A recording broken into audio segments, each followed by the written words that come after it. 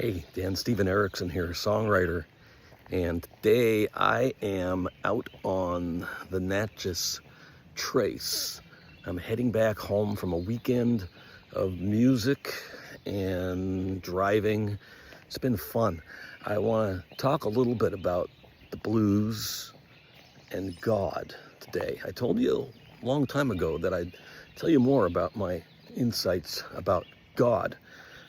Who knows, we might get into politics someday too.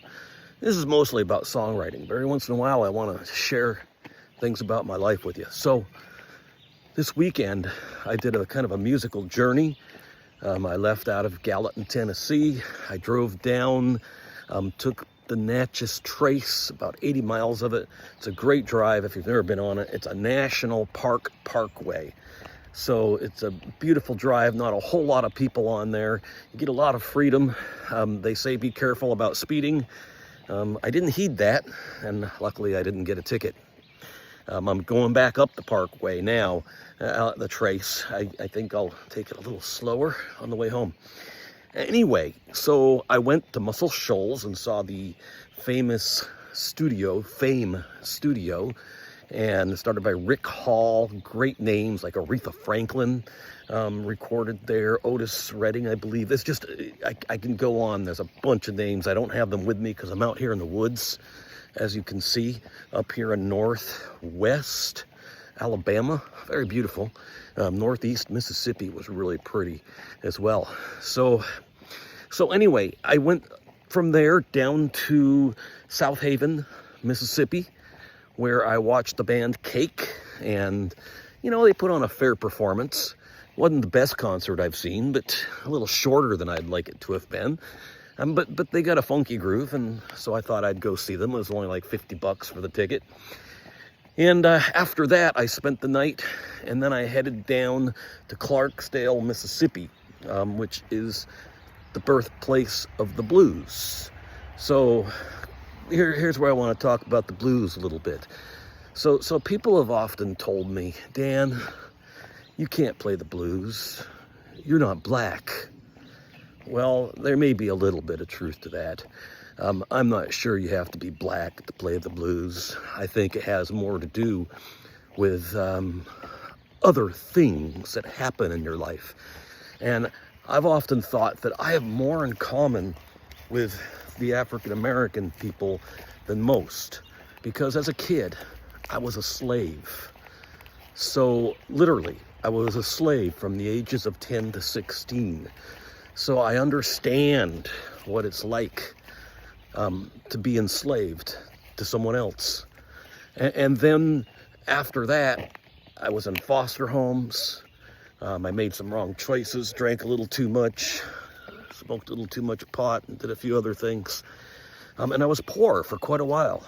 So, you know, it might sound funny. Now I'm this guy, middle-aged guy, and got a Mazda Miata. I'm driving all over the place. I may seem like I'm entitled, and, you know, I'm a privileged white man, which, yeah, I am. But I learned early on what the blues were about by things that happened in my life, right? So I really do have a connection to the blues. So going down and seeing Clarksdale and the Delta Blues Museum was a really great experience, you know, seeing all those greats like John Lee Hooker and Robert Johnson and Charlie Patton. You know, I could go on. Howlin' Wolf. Great Muddy Waters exhibit in there. And then I took a walk around the town, took some photos. Clarksdale is a very poor place, but it's got this unique character about it too. So where does God fit into all this? Because I said I was going to talk a little bit about God here, as well as the blues. You know, I've had people tell me that if you got a hole in your life, you need God to fill it up. But I got to tell you, I've tried that. It doesn't work. You have to figure out how to make amends with your own past and your own life. And if playing the blues is part of that, it's part of it, right? It doesn't matter if you play gospel, blues, rock and roll, country music. It doesn't matter. It doesn't matter if you go to church every Sunday, if you worship. I spent years in the church, and guess what? I still have the blues. I still had the blues. While I was going to church every week, worshiping God, sincerely saying my prayers, reading my Bible, probably more than most Christians have ever read their Bibles, I still had a hole, right? So my point is, it's not God that fixes all your problems. You have to find your own way. You have to find your own peace. And does that mean there is no God? That's not what I'm saying, man. I'm just saying you can't rely on some kind of superstitious external force. You were given the power. If there's a God, God gave you the power to find yourself and to find what you need in this world. So there's my little spiel about God. So here I am out in the woods in northwest Alabama, just off the Natchez Trail. About time to get back on the road. Coming up on the channel, I will be starting songs from the Little Black Ukulele, and I've decided I'm probably going to do those songs in groups. So there were 60 of them total.